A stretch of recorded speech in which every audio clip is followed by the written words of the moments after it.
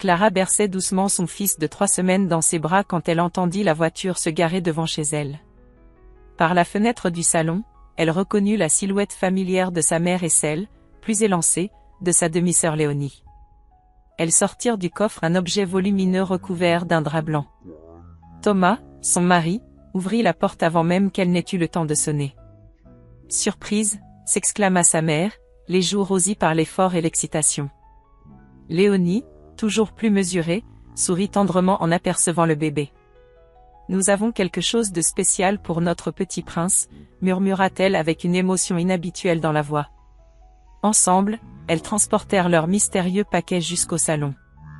Quand sa mère retira le drap d'un geste théâtral, Clara retint son souffle. Devant elle se dressait le plus magnifique berceau qu'elle ait jamais vu. Le bois sombre brillait comme un miroir, sculpté de motifs délicats représentant des vignes et des petites roses.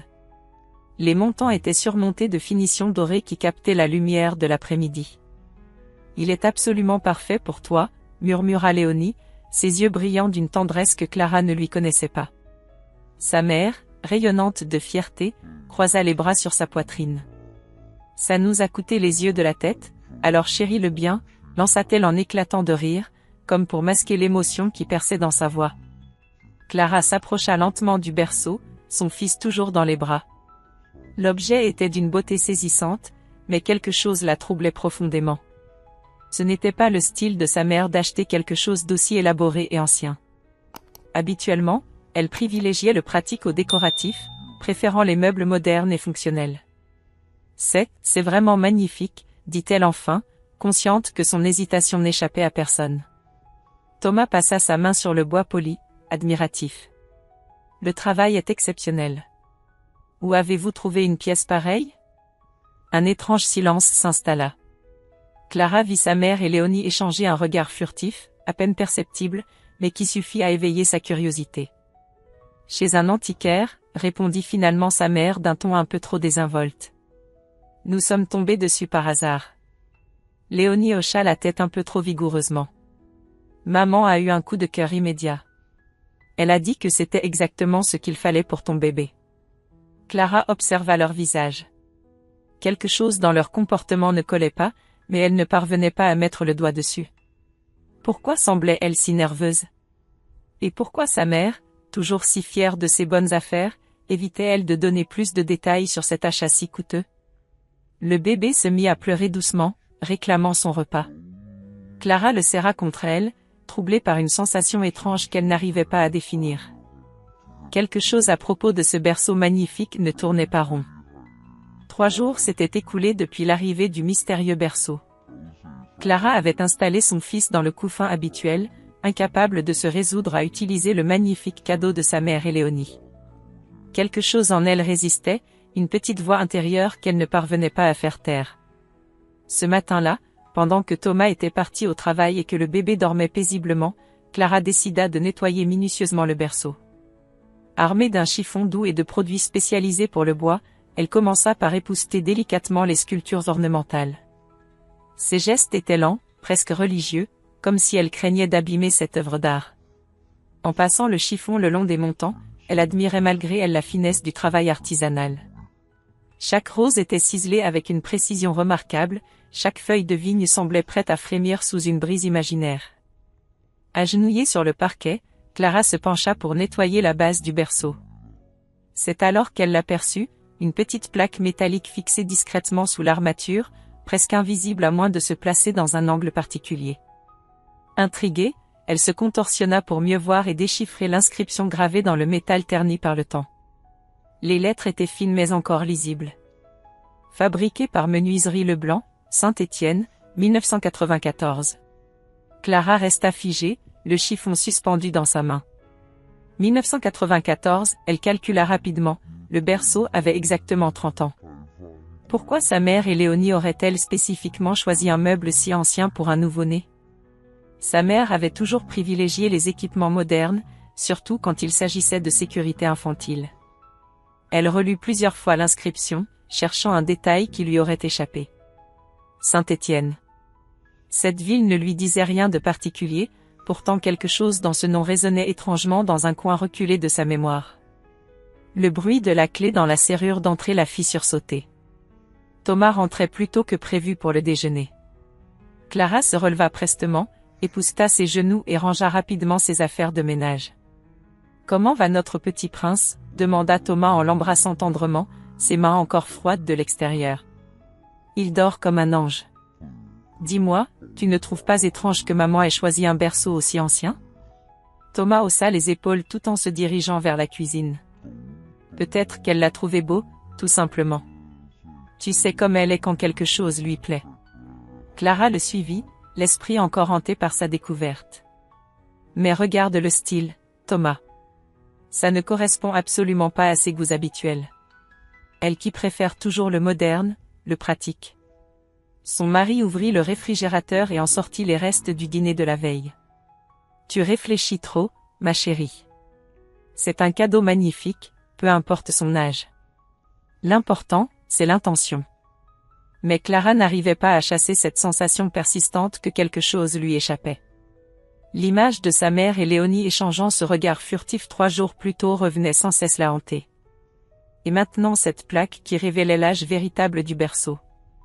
Pendant que Thomas réchauffait son repas, Clara retourna discrètement au salon. Elle s'agenouilla de nouveau et examina attentivement la plaque métallique. Ses doigts tracèrent délicatement les lettres gravées, comme si ce contact physique pouvait lui révéler quelques secrets supplémentaires. Menuiserie Leblanc. Saint-Étienne. 1994. Une idée germa lentement dans son esprit.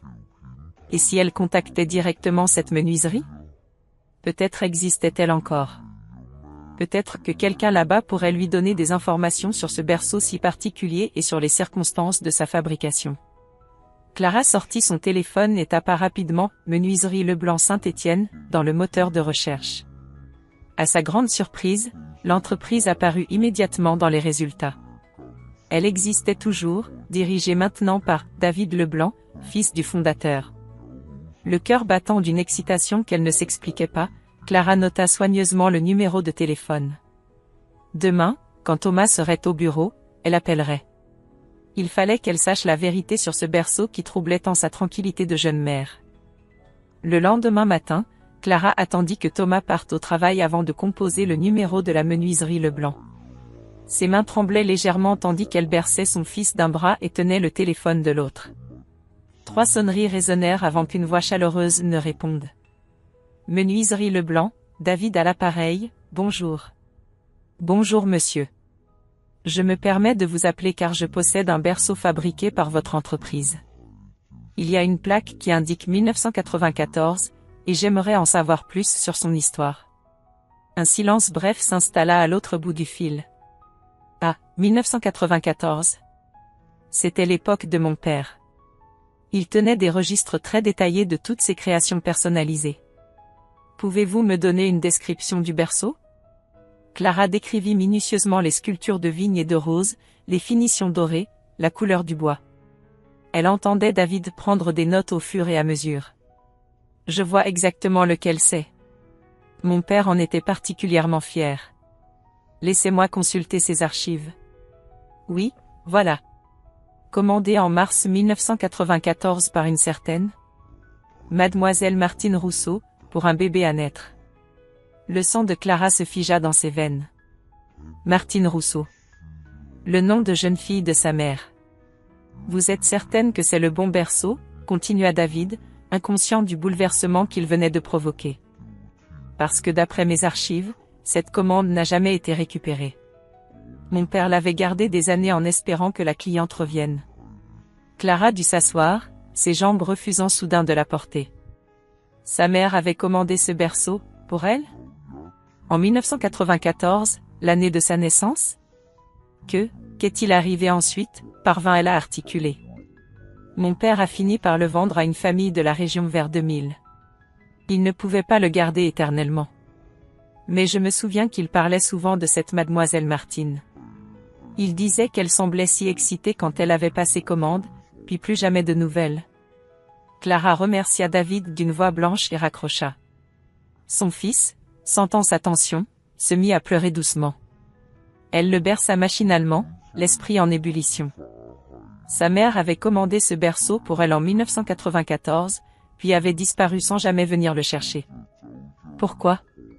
Qu'était-il arrivé cette année-là pour que sa mère abandonne ainsi ce berceau qu'elle avait manifestement choisi avec amour? L'après-midi même, Clara ne tint plus. Elle installa son fils dans son couffin de transport et prit sa voiture direction chez sa mère. Durant tout le trajet, elle répéta mentalement les questions qu'elle voulait poser, cherchant la meilleure façon d'aborder le sujet sans paraître accusatrice. Sa mère l'accueillit avec sa joie habituelle, papillonnant autour du bébé avec des exclamations attendries. Clara attendit qu'elle soit installée dans le salon, une tasse de thé fumante entre les mains, pour aborder le sujet qui la taraudait. « Maman, j'ai une question un peu étrange à te poser à propos du berceau. » Le visage de sa mère se figea imperceptiblement, mais Clara était maintenant suffisamment attentive pour remarquer ce changement subtil. « Ah! Quelle question ma chérie? J'ai découvert une plaque dessous qui indique qu'il a été fabriqué en 1994. Tu ne trouves pas ça curieux pour un cadeau de naissance? » Sa mère porta nerveusement sa tasse à ses lèvres, évitant le regard de Clara. « Eh bien, l'antiquaire nous a dit qu'il datait un peu, mais nous l'avons trouvé si beau. » « Maman. » Clara posa sa main sur celle de sa mère. « J'ai appelé la menuiserie. Le berceau a été commandé par une certaine mademoiselle Martine Rousseau en 1994. » Le silence qui suivit fut assourdissant. Sa mère pâlit visiblement, sa tasse tremblant légèrement entre ses mains. Pendant un long moment, seuls les petits bruits du bébé endormi troublèrent le calme tendu du salon. « Comment as-tu » commença sa mère d'une voix étranglée, avant de s'interrompre. Clara sentit son cœur s'emballer. Sa mère ne niait pas. Elle savait exactement de quoi il s'agissait. « Maman, ce berceau était pour moi, n'est-ce pas? Tu l'avais commandé avant ma naissance, et tu ne l'as jamais récupéré. Pourquoi? » Les yeux de sa mère se remplirent de larmes qu'elle tenta vainement de retenir. 30 ans de silence venaient de se briser en quelques mots. Martine Rousseau, désormais Martine Dubois depuis son mariage, posa délicatement sa tasse de thé sur la table basse, ses mains tremblant légèrement. Elle regarda longuement son petit-fils endormi dans son couffin, comme si elle épuisait le courage nécessaire pour affronter cette conversation qu'elle avait redoutée pendant 30 ans. « Tu es si perspicace, ma chérie, » murmura-t-elle enfin, un sourire triste étirant ses lèvres. « J'aurais dû me douter que tu découvrirais la vérité. » Clara attendit en silence, sentant instinctivement qu'il ne fallait pas brusquer sa mère. L'atmosphère du salon familier semblait soudain lourde de secrets sur le point d'être révélée. « Oui, j'avais commandé ce berceau pour toi », avoua sa mère en passant nerveusement ses doigts dans ses cheveux gris. « J'avais 19 ans, j'étais enceinte, et je rêvais de t'offrir tout ce qu'il y avait de plus beau au monde. » Elle se leva et se dirigea vers la fenêtre, contemplant le jardin automnal comme si les souvenirs y dansaient parmi les feuilles mortes. J'avais économisé pendant des mois pour ce berceau. Chaque euro que je gagnais en faisant du babysitting, en aidant aux courses des voisines. Je voulais que tu aies quelque chose de parfait, quelque chose qui témoignerait de tout l'amour que j'avais déjà pour toi. Clara sentit sa gorge se serrer. Cette image de sa mère adolescente, économisant sou par sou pour son bébé à naître, la bouleversait profondément. Mais alors, pourquoi ne l'as-tu jamais récupéré? Sa mère se retourna, les yeux brillants de larmes contenues. Parce que j'ai dû fuir, Clara. Quelques semaines avant ta naissance, j'ai découvert que ton père était marié. Il me l'avait caché depuis le début de notre relation. Le silence qui suivit fut pesant. Clara digérait lentement cette révélation qui éclairait soudain tant de zones d'ombre de son enfance. Il était mon patron à l'époque, continua sa mère d'une voix de plus en plus assurée, comme si confesser ce secret lui redonnait des forces. Un homme charmant, attentionné, qui m'avait fait croire qu'il était célibataire. Quand sa femme a découvert notre liaison et ma grossesse, elle m'a menacée. Clara écarquilla les yeux. Menacée comment?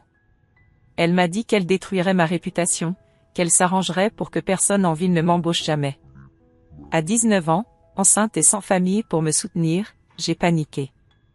Sa mère revint s'asseoir près de Clara, ses gestes l'en trahissant le poids des souvenirs douloureux.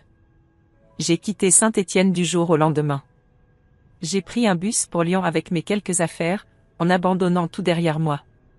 Mon travail, mon petit appartement, mes rêves, et le berceau que j'avais commandé pour toi avec tant d'amour.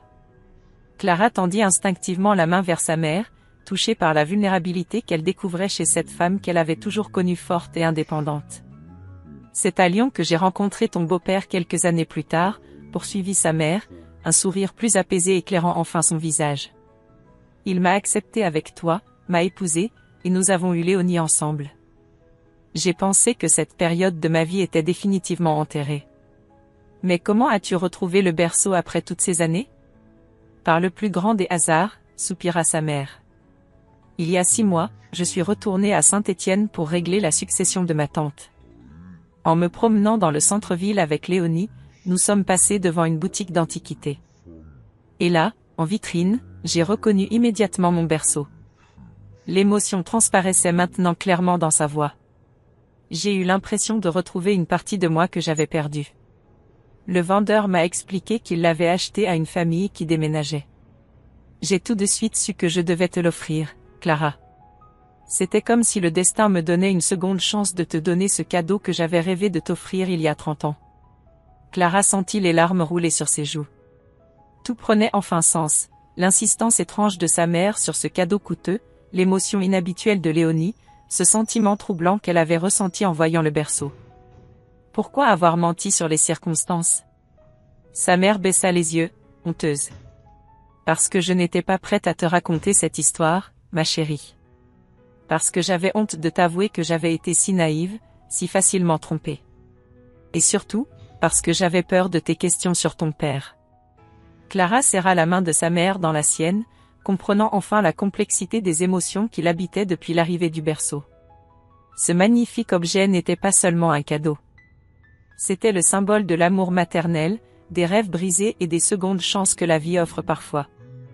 Les jours suivant les révélations de sa mère, Clara ne parvenait plus à trouver le sommeil. L'image du berceau dans la chambre de son fils lui rappelait constamment cette histoire d'amour trahi et les zones d'ombre qui persistaient autour de son père biologique.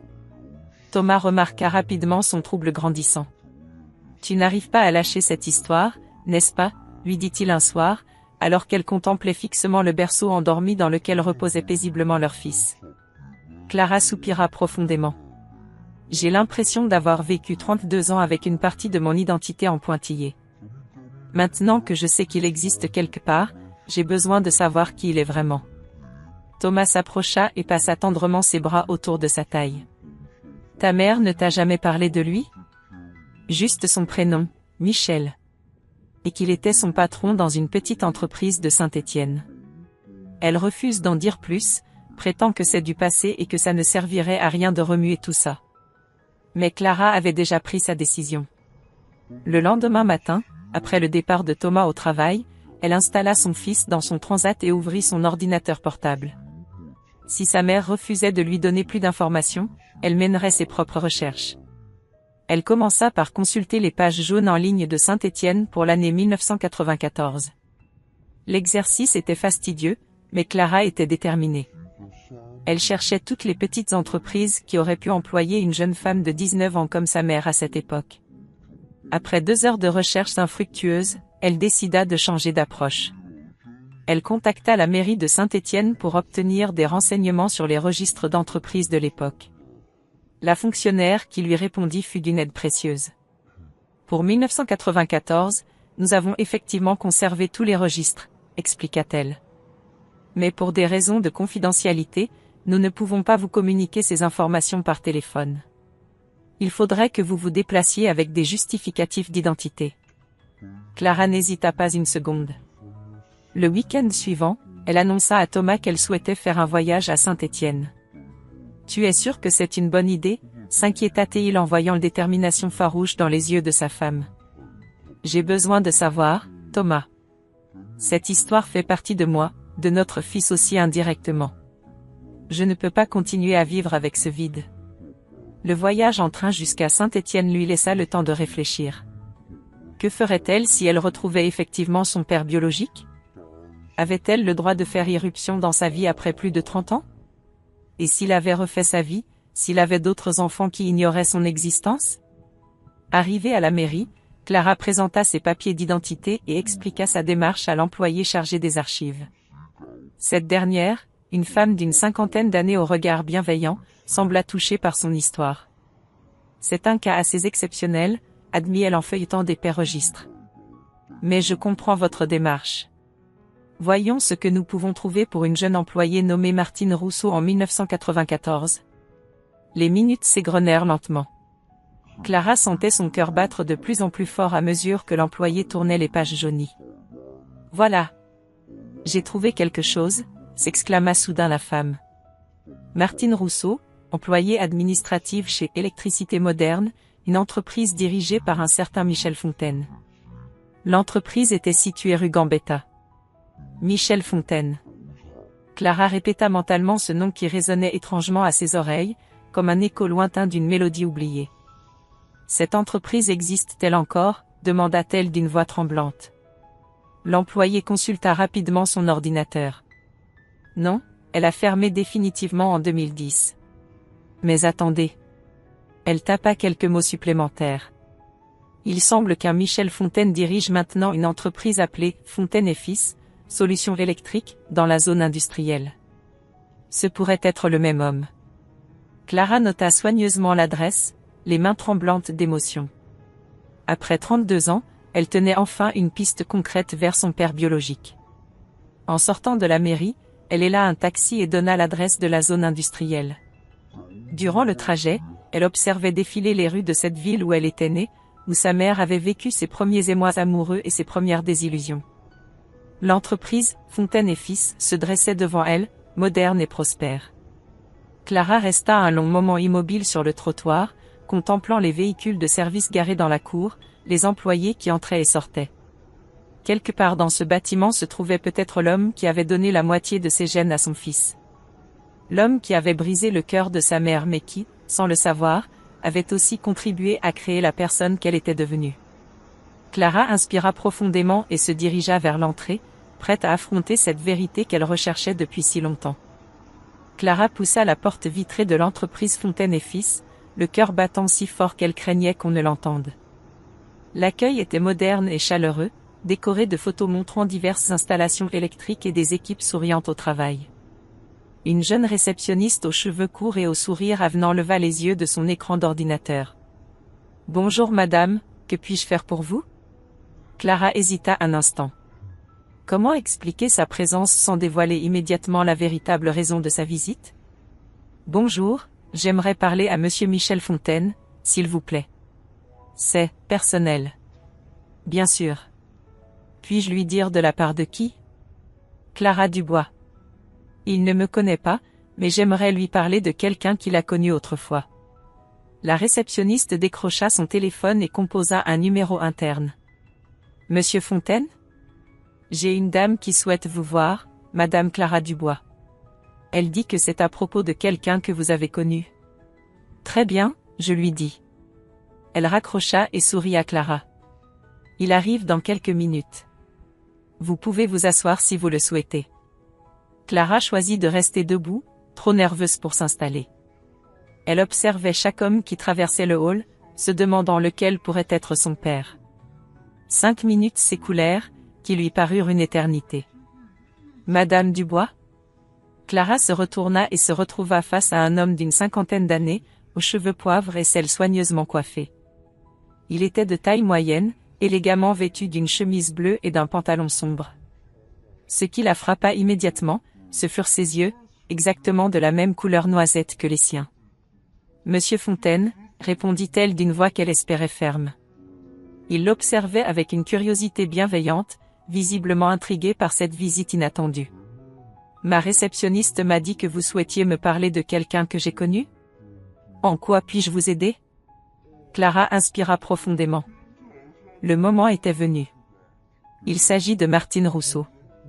Vous l'avez employée en 1994 dans votre ancienne entreprise, Électricité Moderne. Le changement d'expression sur le visage de Michel fut immédiat et saisissant. Ses traits se figèrent, et une palette d'émotions contradictoires traversa son regard, surprise, nostalgie, inquiétude. « Martine » murmura-t-il, comme s'il prononçait un nom sacré. « Cela fait si longtemps. Comment va-t-elle ? Que lui est-il arrivé après son départ ? Elle a disparu du jour au lendemain, sans explication. Clara sentit sa gorge se serrer. La sincérité de sa préoccupation pour sa mère était évidente. Elle va bien. Elle s'est mariée, elle a refait sa vie. Monsieur Fontaine, je pense qu'il serait préférable que nous parlions dans un endroit plus privé. Michel hocha la tête, réalisant soudain qu'il se trouvait dans un lieu public. Bien sûr, suivez-moi dans mon bureau. Ils traversèrent un couloir tapissé de diplômes et de certifications professionnelles avant d'arriver dans un bureau spacieux et lumineux. Michel referma soigneusement la porte derrière eux et invita Clara à s'asseoir dans l'un des fauteuils face à son bureau. « Vous connaissez bien Martine ?» demanda-t-il en s'installant en face d'elle. « C'est ma mère », répondit simplement Clara. Le silence qui suivit fut électrisant. Michel la dévisagea avec une intensité nouvelle, comme s'il la voyait vraiment pour la première fois. Ses yeux parcouraient son visage, s'arrêtant sur ses traits, cherchant des ressemblances, des indices. « Votre mère ?» répéta-t-il lentement. « Et vous êtes né en 1994, en septembre 1994. » Michel se laissa retomber dans son fauteuil, le souffle coupé. Les calculs étaient simples, les dates parlaient d'elles-mêmes.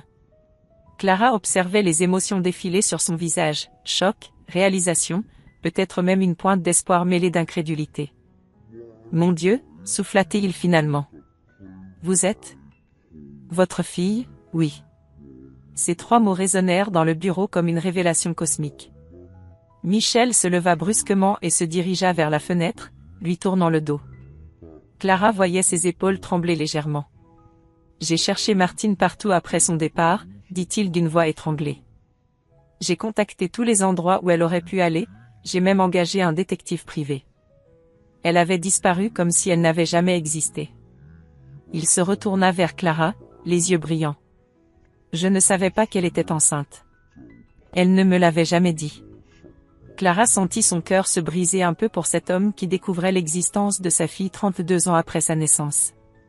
Tout dans son attitude trahissait une émotion sincère, un regret profond. La vérité était enfin là, nue et bouleversante, son père ne l'avait pas abandonnée. Il n'avait simplement jamais su qu'elle existait. Clara resta silencieuse un long moment, digérant cette révélation qui bouleversait tout ce qu'elle avait imaginé. Michel, toujours debout près de la fenêtre, semblait lutter pour retrouver sa contenance. L'émotion brute qui émanait de cet homme d'ordinaire maître de lui touchait Clara au plus profond de son être. « Pourquoi ma mère est-elle partie ?» demanda-t-elle finalement, sa voix à peine audible. Michel revint lentement vers son bureau, passant une main tremblante dans ses cheveux grisonnants. « J'étais mariée, Clara. Et je le lui avais caché. » Ces mots tombèrent comme un coup près dans le silence du bureau. Clara ferma les yeux, comprenant enfin la complexité de la situation que sa mère avait dû affronter à 19 ans.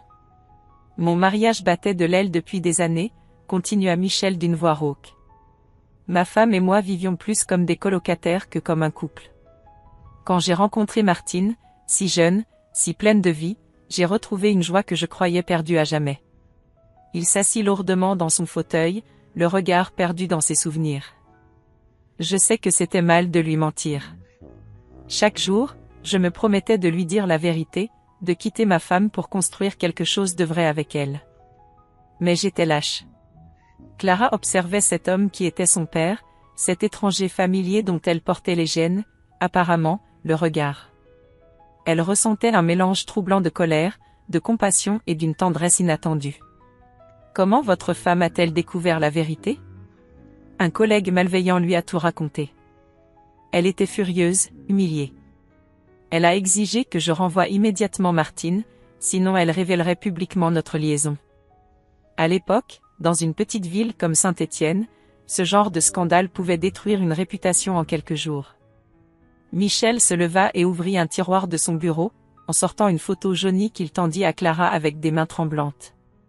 Sur le cliché, elle reconnut sa mère, rayonnante de jeunesse, aux côtés d'un Michel plus jeune de 30 ans. Ils souriaient tous les deux, complices et visiblement amoureux. « Je comptais lui parler le lendemain matin », murmura-t-il. Lui expliquer la situation, lui dire que j'allais divorcer pour nous. Mais quand je suis arrivé au bureau, elle n'était plus là. Son appartement était vide, ses affaires avaient disparu. Elle s'était volatilisée. Clara sentit sa gorge se serrer en imaginant le désespoir de sa mère, enceinte et terrifiée, fuyant tout ce qu'elle connaissait pour échapper à un scandale qui aurait brisé sa jeune vie. J'ai divorcé 6 mois plus tard, reprit Michel. Ma femme avait obtenu ce qu'elle voulait, humilier la petite secrétaire, qui avait osé séduire son mari. Mais moi, j'avais perdu la seule femme que j'ai jamais vraiment aimée. Il regarda Clara avec une intensité bouleversante. Si j'avais su qu'elle portait mon enfant, j'aurais tout quitté sur le champ pour la retrouver. J'aurais retourné le pays entier s'il l'avait fallu.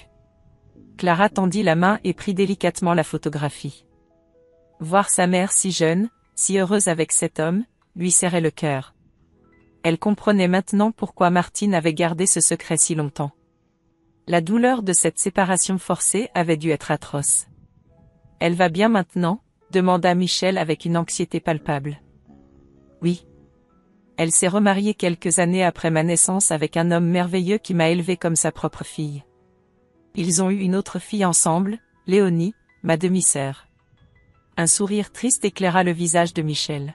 « Je suis heureux qu'elle ait trouvé le bonheur qu'elle méritait. Et vous, Clara? Parlez-moi de vous. Qui êtes-vous devenue ? » Pour la première fois depuis le début de cette conversation chargée d'émotions, Clara sentit un sourire naturel étirer ses lèvres. « Je suis mariée à un homme formidable qui s'appelle Thomas. Nous venons d'avoir un petit garçon. » Les yeux de Michel s'illuminèrent d'une joie pure. « Un petit-fils, souffla-t-il. J'ai un petit-fils. » Cette révélation sembla le bouleverser autant que la découverte de l'existence de Clara. Il était grand-père sans l'avoir jamais su, privé de ces moments précieux qu'il ne pourrait jamais rattraper. « Comment s'appelle-t-il ? » Lucas. Michel répéta ce prénom comme une prière, les larmes roulant maintenant librement sur ses joues. Clara sentit son propre cœur se briser face à tant d'émotions sincères. Cet homme avait été privé de 32 ans de sa vie, de tous ces moments qu'un père partage avec sa fille. « J'aimerais beaucoup le rencontrer un jour, » dit-il avec espoir. « Et Thomas aussi, bien sûr. » Si vous le souhaitez. Clara hocha la tête, émue par la prudence et le respect qu'il manifestait malgré l'intensité de ses émotions. J'aimerais ça aussi. Mais il faut que je parle d'abord à ma mère. Cette situation la concerne aussi. Michel acquiesça gravement. Bien sûr. Je ne veux surtout pas la brusquer ou raviver de mauvais souvenirs. Mais Clara, sachez que pas un jour ne s'est passé sans que je pense à elle, sans que je regrette de ne pas avoir été plus courageux. Clara se leva, sachant qu'elle avait besoin de temps pour assimiler toutes ces révélations. Michel l'imita et, dans un geste spontané, lui tendit ses bras. Elle s'y blottit naturellement, retrouvant dans cette étreinte paternelle quelque chose qu'elle avait cherché toute sa vie sans le savoir. Le voyage de retour vers Lyon sembla interminable à Clara. Assise dans le train, elle contemplait le paysage défilant par la fenêtre sans vraiment le voir, l'esprit encore bouleversé par sa rencontre avec Michel. La photo de sa mère jeune qu'il lui avait donnée reposait précieusement dans son sac, témoignage tangible d'un amour perdu et retrouvé. Thomas l'attendait à la gare, le petit Lucas endormi dans sa poussette. En voyant le visage ému de sa femme, il comprit immédiatement que cette journée avait été riche en émotions. « Comment ça s'est passé ?» demanda-t-il doucement en la serrant dans ses bras. Il ne savait pas, Thomas. Il ne savait pas que j'existais. Pendant toutes ces années, il a cru que maman l'avait simplement quitté. Durant le trajet vers leur maison, Clara raconta à son mari les révélations de cette journée extraordinaire. Thomas l'écouta en silence, comprenant la complexité de la situation et les émotions contradictoires que sa femme devait ressentir. « Tu vas en parler à ta mère ?» demanda-t-il en garant la voiture dans leur allée. « Il faut que je le fasse. Elle a le droit de savoir que je l'ai retrouvée. » Le lendemain matin, Clara téléphona à sa mère pour lui proposer de passer la voir dans l'après-midi. Quelque chose dans le ton de sa fille inquiéta immédiatement Martine. « Il s'est passé quelque chose, ma chérie ? J'ai besoin de te parler, maman. C'est important. » Clara arriva chez sa mère avec Lucas, espérant que la présence du bébé adoucirait la conversation difficile qui les attendait. Martine les accueillit avec sa joie habituelle, mais Clara remarqua l'anxiété qui voilait son regard. Elles s'installèrent dans le salon familier, Lucas gazouillant joyeusement sur les genoux de sa grand-mère. Clara chercha ses mots, consciente que ce qu'elle s'apprêtait à révéler allait bouleverser l'équilibre fragile que sa mère avait construit au fil des années. « Maman, je suis allée à Saint-Étienne hier. » Le visage de Martine se figea instantanément. Ses mains se crispèrent légèrement sur le petit corps de Lucas. « À Saint-Étienne ? Pourquoi ? J'ai retrouvé Michel Fontaine. » Ces 4 mots eurent l'effet d'une bombe. Martine pâlit considérablement, et Clara vit sa mère revivre en quelques secondes 30 ans d'émotions enfouies. « Tu l'as rencontré ?» Clara hocha la tête et sortit délicatement la photographie de son sac. Quand Martine l'aperçut, ses yeux se remplirent immédiatement de larmes. « Mon Dieu !» murmura-t-elle en prenant la photo d'une main tremblante. « Où a-t-il trouvé ça ? Il l'avait gardé dans son bureau pendant toutes ces années. »« Maman, il ne savait pas que j'existais. Il ne savait pas que tu étais enceinte quand tu es partie. » Martine contemplait la photo avec une intensité douloureuse, caressant du doigt le visage de l'homme qu'elle avait aimé. « Il t'a dit ça ? » Il m'a raconté ce qui s'était vraiment passé. Sa femme qui avait découvert votre liaison, l'ultimatum qu'elle t'avait donné. Il voulait te parler le lendemain, t'expliquer qu'il allait divorcer pour toi. Les larmes coulaient maintenant librement sur les joues de Martine. J'ai eu si peur, Clara. Sa femme m'avait dit qu'elle détruirait ma réputation si je ne disparaissais pas immédiatement. À 19 ans, enceinte et seule, je n'ai pas eu le courage d'affronter le scandale. Clara posa sa main sur celle de sa mère. Il a divorcé 6 mois après ton départ. Il t'a cherché partout, maman. Il a même engagé un détective privé. Martine ferma les yeux, accablée par le poids de ce qu'elle venait d'apprendre. Tout s'est gâché. Si j'avais été plus courageuse, si je lui avais parlé avant de partir. Tu ne pouvais pas savoir, maman. Tu as fait ce que tu pensais être le mieux dans une situation impossible. Martine regarda longuement sa fille, puis son petit-fils qui continuait de gazouiller innocemment. Comment va-t-il ? Michel ? Il dirige une entreprise prospère. Il s'est remarié quelques années après son divorce, mais sa femme est décédée d'un cancer il y a 5 ans. Il n'a pas eu d'autres enfants. Il est seul ? Clara perçut dans cette question une nuance d'inquiétude qui la toucha profondément. Il a ses affaires, ses amis, mais oui, il vit seul. Et il pense encore à toi, maman. Pas un jour ne se passe sans qu'il regrette de ne pas avoir été plus courageux à l'époque. Martine resta silencieuse un long moment, berçant doucement Lucas qui commençait à s'endormir. Il aimerait nous rencontrer ? Toi et Lucas ? Clara sourit, touchée par cette ouverture inattendue. Il en rêve. Mais il ne veut rien imposer. Il respecte tes sentiments et ton choix. Après tout ce temps, murmura Martine. J'ai parfois rêvé de ce moment, tu sais. Me demandant comment les choses auraient pu être différentes. Clara observait sa mère avec tendresse, comprenant que cette femme qui l'avait élevée avec tant d'amour portait depuis 30 ans le poids d'un amour interrompu. Qu'est-ce que tu veux faire, maman ? Martine posa un baiser délicat sur le front de Lucas endormi. Je pense qu'il est temps de fermer cette boucle du passé. Pour toi, pour lui, et pour ce petit bonhomme qui mérite de connaître son grand-père. Clara sentit son cœur se gonfler de bonheur. Après tant d'années de silence et de regrets, sa famille allait enfin pouvoir se reconstituer, et le berceau qui avait déclenché cette quête retrouverait son sens véritable, celui d'un symbole d'amour qui traverse les générations. 2 semaines s'écoulèrent avant que Clara n'organise la rencontre tant attendue. Elle avait choisi un café tranquille du centre de Lyon, terrain neutre qui ne réveillerait aucun souvenir douloureux. Thomas avait insisté pour l'accompagner avec Lucas, comprenant l'importance de ce moment historique pour leur famille. Clara arriva la première, choisissant une table près de la fenêtre qui offrait une vue apaisante sur le jardin public. Ses mains tremblaient légèrement en consultant sa montre. Dans quelques minutes, 2 personnes qui s'étaient aimées passionnément il y a 30 ans allaient se retrouver face à face. Sa mère apparut à l'entrée du café, élégante dans sa robe bleu marine, ses cheveux gris soigneusement coiffés. Clara remarqua qu'elle avait pris un soin particulier à sa tenue, comme si cette rencontre était un rendez-vous important. Martine s'assit en face de sa fille, ses mains jointes sur la table pour masquer leur tremblement. « Il va venir ?» demanda-t-elle d'une voix à peine audible. « Il sera là dans 10 minutes », répondit Clara en posant sa main sur celle de sa mère. Tu es sûr que tu veux faire ça? Martine hocha la tête avec une détermination nouvelle. J'ai besoin de clore cette histoire, Clara. Pour toi, pour moi, et pour ce petit ange. Thomas, qui berçait Lucas endormi, sourit avec tendresse à sa belle-mère. Depuis les révélations sur le berceau, il avait développé une admiration profonde pour le courage de cette femme qui avait élevé seule sa fille pendant des années. La silhouette de Michel apparut à son tour devant la vitrine. Il portait un costume sombre et tenait un bouquet de roses blanches. Clara vit sa mère retenir son souffle en l'apercevant. 30 ans avaient passé, mais la connexion entre eux semblait intacte. Michel poussa la porte du café et balaya la salle du regard jusqu'à les apercevoir. Ses pas ralentirent en s'approchant de leur table, ses yeux rivés sur Martine qui le regardait avec une émotion contenue.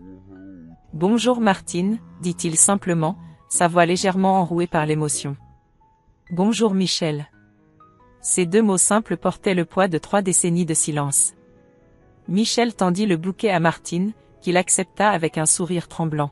« Elles sont magnifiques. » « Merci. » Clara fit les présentations avec Thomas et Lucas, créant une diversion bienvenue qui permit à chacun de reprendre contenance. Michel contemplait son petit-fils avec une tendresse infinie, ses yeux brillants de larmes contenues. « Il te ressemble, » murmura-t-il à Clara. « Il a tes yeux. »« Et les vôtres » ajouta Thomas avec un sourire chaleureux. La conversation s'engagea naturellement, chacun racontant les grandes lignes de sa vie depuis leur séparation. Michel parla de son divorce, de son remariage avec une femme qui l'avait rendu heureux pendant 15 ans avant de succomber à la maladie. Martine évoqua sa rencontre avec le père de Léonie, leur mariage, l'épanouissement qu'elle avait trouvé dans cette nouvelle famille. « Je suis heureux que tu aies trouvé le bonheur que tu méritais, » dit Michel avec sincérité. « Tu étais si jeune quand tout s'est compliqué. » Martine posa sa main sur la table, à quelques centimètres de celle de Michel. Nous étions jeunes tous les deux. Et les circonstances étaient difficiles. J'aurais dû être plus courageux, répondit Michel. J'aurais dû te parler de ma situation dès le début. Le passé est le passé, Michel. Nous avons tous les deux fait des erreurs, mais regardez ce qui en est sorti. Elle désigna Clara et Lucas d'un geste tendre. Cette magnifique jeune femme et ce petit bonhomme merveilleux. Finalement, la vie a bien fait les choses. Clara sentit sa gorge se serrer devant tant de sagesse et de générosité. Sa mère avait trouvé la force de pardonner et de transformer la douleur en quelque chose de beau. Michel sortit de sa poche une petite boîte qu'il posa délicatement sur la table. « J'aimerais offrir quelque chose à Lucas, » dit-il en ouvrant l'écrin. À l'intérieur brillait une chaîne en or avec un petit pendentif représentant un arbre. « C'est l'arbre généalogique de sa famille, » expliqua Michel. Pour qu'il sache d'où il vient et qu'il soit fier de ses racines. Martine essuya discrètement une larme qui roulait sur sa joue. C'est un très beau cadeau. Je voudrais aussi vous proposer quelque chose, continua Michel en regardant tour à tour Clara et Martine. J'aimerais créer un fonds d'études pour Lucas. Pour son avenir, son éducation, tout ce que vous estimerez important pour lui. Clara et Thomas échangèrent un regard ému. La générosité de cet homme qui découvrait sa famille après tant d'années les touchait profondément. « C'est très généreux de votre part, » répondit Thomas. Mais Lucas a surtout besoin de connaître son grand-père. Michel sourit, les yeux brillants. « Alors peut-être pourriez-vous venir me rendre visite à Saint-Étienne de temps en temps? J'aimerais tant rattraper le temps perdu. » Clara hocha la tête avec enthousiasme. « Nous viendrons. Et vous êtes le bienvenu chez nous quand vous voulez. » En se quittant ce jour-là, devant le café baigné par la douce lumière de l'automne, ils n'étaient plus des étrangers liés par le hasard. Ils étaient une famille qui avait retrouvé ses morceaux épars et qui s'apprêtait à construire ensemble de nouveaux souvenirs. Le berceau qui attendait à la maison n'était plus un objet mystérieux chargé de secrets. Il était devenu le symbole tangible d'un amour qui avait survécu au temps et aux épreuves, prêt à bercer une nouvelle génération dans la tendresse de ses racines retrouvées. 6 mois s'étaient écoulés depuis cette journée mémorable au café. L'automne avait laissé place à un printemps radieux qui baignait la maison de Clara d'une lumière dorée. Dans la chambre de Lucas, le magnifique berceau ancien occupait enfin sa place légitime, berçant paisiblement l'enfant qui gazouillait en agitant ses petits poings. Clara contemplait cette scène avec une sérénité qu'elle n'avait jamais connue auparavant. Chaque courbe sculptée du bois, chaque détail doré semblait désormais chargé d'une histoire d'amour qui traversait les générations.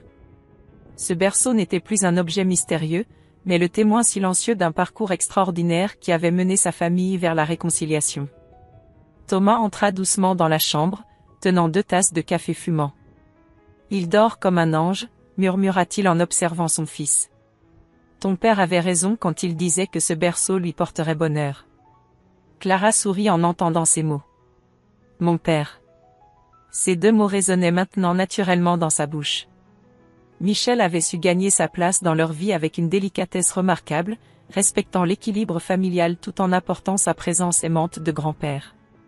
Ces visites mensuelles étaient devenues des moments précieux que toute la famille attendait avec impatience. Il arrivait toujours les bras chargés de cadeaux pour Lucas et de fleurs pour les femmes de la maison. Léonie elle-même avait développé une affection sincère pour cet homme qui faisait briller les yeux de sa mère d'une joie retrouvée. Car c'était là le miracle le plus touchant de cette histoire, l'amitié profonde qui s'était nouée entre Michel et Martine. Ils avaient choisi de transformer leur amour d'autrefois en une complicité apaisée, fondée sur le respect mutuel et l'amour partagé pour leur fille et leur petit-fils. La sonnette de l'entrée retentit, interrompant les pensées de Clara. Par la fenêtre, elle aperçut la voiture de sa mère garée dans l'allée, et celle de Michel juste derrière. Ils arrivaient souvent ensemble maintenant, ayant découvert qu'ils prenaient plaisir à ces trajets partagés qui leur permettaient de rattraper 3 décennies de conversations manquées. « Ils sont là », annonça Clara à Thomas qui descendit ouvrir la porte. Les voix familières montèrent du rez-de-chaussée, mêlées au rire cristallin de Léonie qui accompagnait souvent sa mère lors de ses visites familiales. Clara entendit les pas de Michel monter l'escalier avec empressement.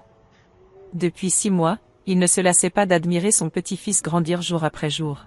« Comment va mon petit prince ?» demanda-t-il en entrant dans la chambre, ses yeux pétillants de tendresse.